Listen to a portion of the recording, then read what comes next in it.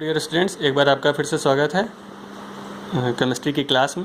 आज हम लोग ये पढ़ने वाले हैं कि कोई भी ऑब्जेक्ट कलर्ड क्यों दिखाई देता है। तो कोई भी ऑब्जेक्ट कलर्ड दिखाई तभी पड़ता है बेटा जब उस पर कोई विजिबल लाइट पड़ेगी। अब विजिबल लाइट की वेवलेंथ बेटा होती है 400 से 750 नैनोमीटर वेवलेंथ। अब यहाँ पे हमारे पास कई सारे केसेस हैं। कई सारे केसेस हैं। अब अगर लाइट बेटा टोटली रिफ्लेक्ट हो जाए, लाइट क्या हो जाए, टोटली रिफ्लेक्ट हो जाए, तो वो कैसा दिखेगा? वाइट दिखेगा। अगर टोटली रिफ्लेक्ट होगा तो कैसा दिखेगा? वाइट दिखेगा। अगर ये टोटली एब्जॉर्ब हो गया तो क्या दिखेगा? ब्लैक दिखेगा। कोई भी कंपाउंड इसलिए ब्लैक दिखता है क्योंकि वो एब्जॉर्ब हो जाता है। अब कुछ पोर्शन अगर लाइट का एब्जॉर्ब हो गया और रेस्ट इज़ रिफ्लेक्टेड, मतलब कुछ पोर्शन एब्जॉर्ब हो रहा है, कुछ पोर्शन रिफ्लेक्ट हो रहा है, तो जो पोर्शन रिफ्लेक्ट हो रहा है वही दिखाई देगा, क्योंकि जो रिफ्लेक्टेड कलर का वेवलेंथ है वही तो तुम्हारी आंखों तक जाएगा, वही आंखों तक जाएगा तो वही दिखाई देगा। बहुत सिंपल है। The substance has the colour of reflected light. एक और केस है हमारे पास कि कभी कभी जो कलर एब्जॉर्ब होता है उसका कॉम्प्लीमेंट्री कलर दिखाई देता है। केस 4 में क्या है? कोई कलर जो एब्जॉर्ब हो रहा है उसका कॉम्प्लीमेंट्री कलर हमको दिखाई देता है। अब ये देखो, वायलेट कलर अगर एब्जॉर्ब होगा बेटा तो हमको येलो कलर दिखाई देगा। ब्लू कलर अगर एब्जॉर्ब होगा तो येलो कलर दिखाई देगा। सॉरी, वायलेट होगा तो येलो ग्रीन दिखाई देगा, ब्लू होगा तो येलो दिखाई देगा। तो ये हमारे पास एक कलर एब्जॉर्ब है और कलर ऑब्जर्व। तो ये कलर अगर एब्जॉर्ब होगा और ये कलर हमको दिखाई देगा। यहाँ पे जो वेवलेंथ दिखाई दे रहा है ये आपको बेटा एब्जॉर्ब कलर का वेवलेंथ दिखाई दे रहा है नैनोमीटर में।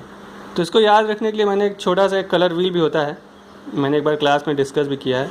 ये देखिए, ये कलर व्हील है। इसको मैं 6 सेक्शंस में डिवाइड कर दे रहा हूँ। तो वेव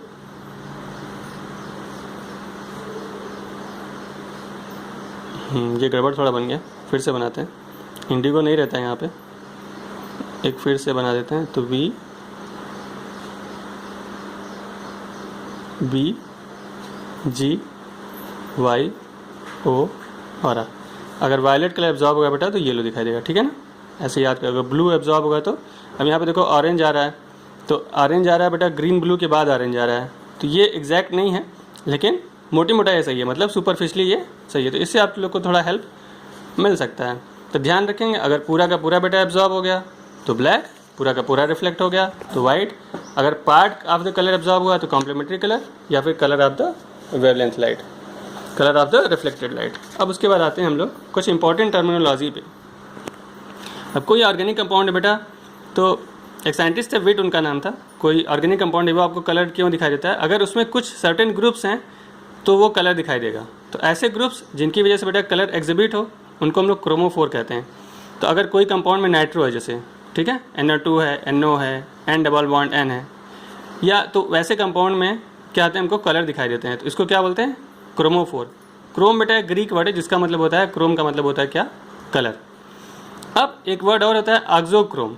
तो ऑक्सोक्रोम बेटा वो ग्रुप होते हैं जो खुद कलर शो नहीं करते हैं। Auxochrome doesn't show colour by itself, लेकिन ये क्या करते हैं, अगर किसी क्रोमोफोर से ये अटैच हो गए तो उसके कलर को डीप कर देते हैं। अब कलर डीप करने का मतलब बड़ा ध्यान से समझना पड़ेगा। कलर डीप करने का मतलब क्या है? पहले एक बार फिर से ये हो जाए कि क्रोमोफोर क्या है। क्रोमोफोर बेटा वो कंपाउंड हैं या वो मॉलिक्यूल्स हैं या वो ग्रुप हैं, सॉरी, जो किसी मॉलिक्यूल से अटैच हो जाएंगे तो उसका कलर दिखाई देने लगता है। ये NO2, NO, N double bond N। और ऑक्सोक्रोम क्या है? उस कलर को डीपेन कर देते हैं। अब डीपेन कलर करने का मतलब क्या है बेटा, इसको हम लोग यहाँ थोड़ा समझते हैं। अगर वो कंपाउंड बेटा येलो से ऑरेंज हो गया तो इसका मतलब OH अटैच है या NH2 अटैच है। किससे?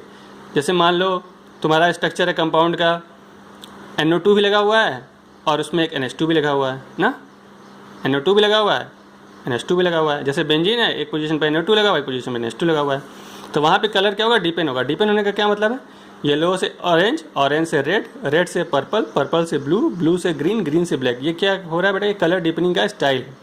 अगर ये ऑर्डर तुम देखोगे तो ये बेटा जो एब्जॉर्ब कलर का यहाँ पे मैंने तुम्हें दिखाया था पेज 1 पे, वायलेट, ब्लू, ग्रीन, ब्लू, यही वेवलेंथ है, ठीक है। ज़्यादा रेड के बाद फिर ब्लैक ही हो जाता है। तो भाई यहाँ पे लिखा हुआ है।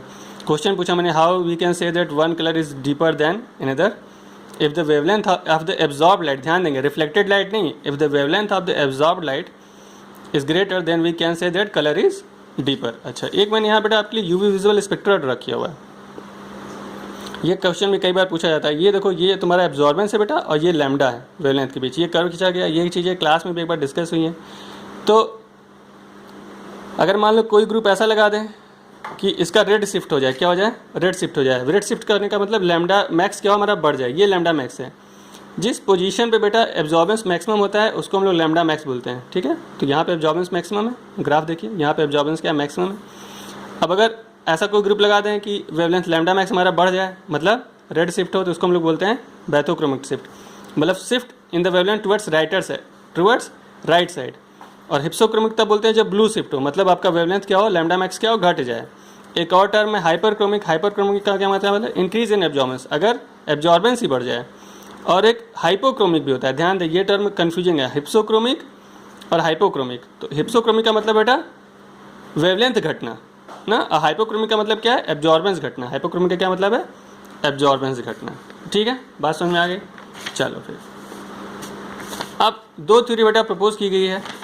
तो पहले हम लोग डिस्कस करेंगे वैलेंस बॉन्ड थ्योरी को और उसके बाद मॉलिक्यूलर ऑर्बिटल थ्योरी को। तो वैलेंस बॉन्ड थ्योरी में क्या कहा जाता है कि इलेक्ट्रॉन्स कैसे होते हैं, पेयर्ड होते हैं नेचर में। और मान लीजिए अभी की मान लीजिए कि अगर लाइट एब्जॉर्ब हो रही है, लाइट अगर एब्जॉर्ब हो रही है तो मॉलिक्यूल कहाँ जाएगा, ग्राउंड स्टेट से इलेक्ट्रॉनिक स्टेट में जाएगा, सॉरी एक्साइटेड स्टेट में जाएगा। और यहाँ पे भी मान लो एक मॉलिक्यूल का ग्राउंड स्टेट है बेटा, ये एक्साइटेड स्टेट है, तो यहाँ पे एक्साइटेड स्टेट में जाएगा। तो अगर E बराबर SC बटे लैम्डा है और ग्राउंड स्टेट से में मतलब मॉलिक्यूल क्या अगर लाइट पड़ेगा तो वो एब्जॉर्ब करेगा, एब्जॉर्ब पड़ के कहाँ जाएगा, एक्साइटेड स्टेट में। तो अगर बेटा ये एनर्जी ज़्यादा है, एनर्जी क्या है, ज़्यादा है, तो लैम्डा क्या होगा, कम होगा। और एनर्जी अगर कम है तो लैम्डा क्या होगा, ज़्यादा होगा। क्यों, क्योंकि एनर्जी क्या होता है, लैम्डा के इन्वर्सली प्रोपोर्शनल होता है। एनर्जी क्या होता है, लैम्डा के इन्वर्सली प्रोपोर्शनल होता है। ये 1 लैम्डा कर लो, एनर्जी क्या होता है, लैम्डा के। इसलिए मैंने लिखा अगर E2 बड़ा E1 से बेटा तो लैम्डा 2 क्या होगा, लैम्डा 1 से बड़ा होगा। अब हम जरा इसका रेजोनेटिंग स्ट्रक्चर देखते हैं। ये देखो एथिलीन है बेटा, और ये क्या है, एथिलीन का ही एक रेजोनेटिंग स्ट्रक्चर है। तो जो चार्ज स्ट्रक्चर होते हैं वो क्या करते हैं, एक्साइटेड स्टेट की एनर्जी में ज़्यादा कंट्रीब्यूट करते हैं। तो एक्साइटेड स्टेट की एनर्जी को थोड़ा सा घटा देंगे। तो जैसे जैसे अब ये कहाँ से, ये पाई इलेक्ट्रॉन्स हैं हमारे ना, ये सिग्मा बॉन्ड तो अटैच ही है रेजोनेंस में, ये पाई इलेक्ट्रॉन्स हैं हमारे। तो जैसे जैसे कंजुगेशन हमारा बढ़ता जाता है, जैसे जैसे कंजुगेशन बढ़ता जाता है वैसे वैसे हमारा क्या होगा, जो लैम्डा होगा वो घटता जाएगा। ध्यान देंगे, जैसे जैसे कंजुगेशन बढ़ेगा, greater the conjugation greater the contribution of charge structure और लोअर द एनर्जी डिफरेंस। अगर एनर्जी बेटा कम होगी तो क्या होगा, लैम्डा क्या होगा, बढ़ेगा। एनर्जी कम होगी तो लैम्डा बढ़ेगा। मतलब मान लो जैसे येलो दिख रहा है तो रेड दिखने लगेगा ना। तो कभी कभी ज़्यादा बढ़ सकता है और कम ही बढ़ सकता है। अब देखो जरा, मैंने कुछ एग्जांपल यहाँ पे लिया हुआ है। जैसे मान लो ये क्या बेटा, एथिलीन है, एथिलीन का लैम्डा मैक्स 175 है। अब यहाँ देखो 13 बीटा डाइन है, तो कंजुगेशन बढ़ गया ना, कंजुगेशन बढ़ गया ना, तो 217 तो बढ़ गया। अब उसके बाद देखो एक और मॉलिक्यूल है, यहाँ पे कंजुगेशन क्या है, देखो पूरा 1 2 3 4 5 6 मॉलिक्यूल तक कंजुगेशन एक्सटेंडेड हुआ, तो 258 हो गया है। ठीक है, तो धीरे धीरे जैसे जैसे हम देख रहे हैं कंजुगेशन बढ़ता जा रहा है वैसे वैसे हमारा लैम्डा मैक्स भी बढ़ता जा रहा है। अब यहाँ पे आते हैं, यहाँ देखो 204 है, केवल बेंजीन है, तो NH2 क्या लग गया, NH2 लग गया, ये क्या है, ऑक्सोक्रोम है ना, ऑक्सोक्रोम है, तो देखो लैम्डा मैक्स बढ़ गया। फिर क्रोमोफोर लग गया एक NO2, फिर बढ़ गया। चार्ज स्ट्रक्चर भी बढ़ गया है। चार्ज स्ट्रक्चर जैसे ही बढ़ता है, चार्ज जैसे किसी मॉलिक्यूल के रेजोनेटिंग स्ट्रक्चर में चार्ज कैपेबिलिटी आएगी तो क्या होगा, उसका लैम्डा मैक्स बढ़ेगा। अब यहाँ पे NO2 भी लग गया, H2 तो सबसे ज़्यादा हाईएस्ट मिल गया।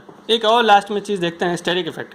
अगर बेटा कोई ऐसा ग्रुप इंट्रोड्यूस हो जाए जिससे रेजोनेंस इनहिबिट हो जाए, मतलब कोई सैचुरेशन यूनिट आ जाए, जैसे मान लो यहाँ पे कंप्लीट कंजुगेशन है, अगर कंजुगेशन इसका ब्रेक हो जाए, मतलब यहाँ पे मान लो डबल बॉन्ड की जगह सिंगल बॉन्ड आ जाए, तो हमारा क्या होगा, तुम्हारा कलर क्या होगा, कम हो जाएगा या ख़त्म भी हो सकता है। तो आज के लिए इतना ही, ध्यान से पढ़ें सुने, मिलते हैं अब नेक्स्ट लेक्चर में। Thank you.